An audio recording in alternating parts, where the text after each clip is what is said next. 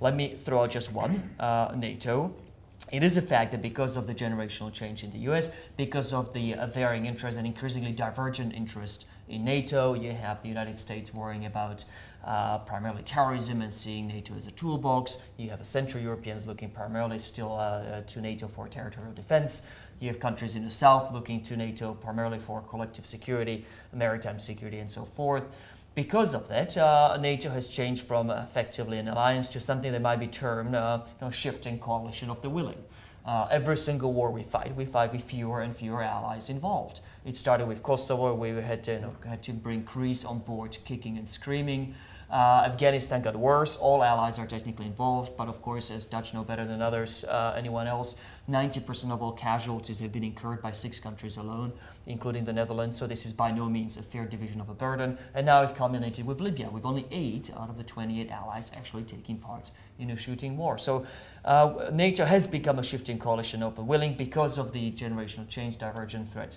Can you put the genie back in a bottle? Can you get NATO to a situation where it will deploy with 28 allies again? Probably not. I don't see that happening. I think that's inevitable.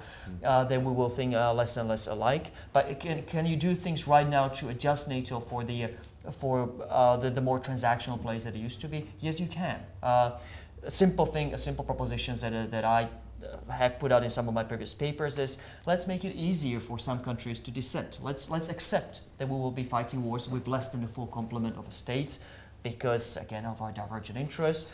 So it's okay if some countries dissent as long as there's a critical mass of those who take part. And we should also put certain obligations on countries that dissent, like Germany did in Libya, like Poland and many others did over Libya. We should also tell them, okay, if you allow NATO to proceed but don't take part yourself, you should also then refrain from criticizing the mission. I think it was terribly divisive and damaging that Prime Minister Tusk, Polish Prime Minister, has effectively described Libya as a war for oil. That was terribly bad for everybody who was fighting in Libya.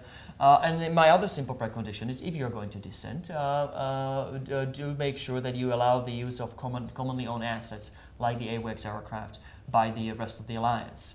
And I think those 3 simple rule adjustments would make NATO a better place than it is today. I respect that NATO becomes weaker by definition. Even alliance fights with less than a full complement of states, it is capable of doing less than it would have been with 28. But it's a reality that it will not go back to 28.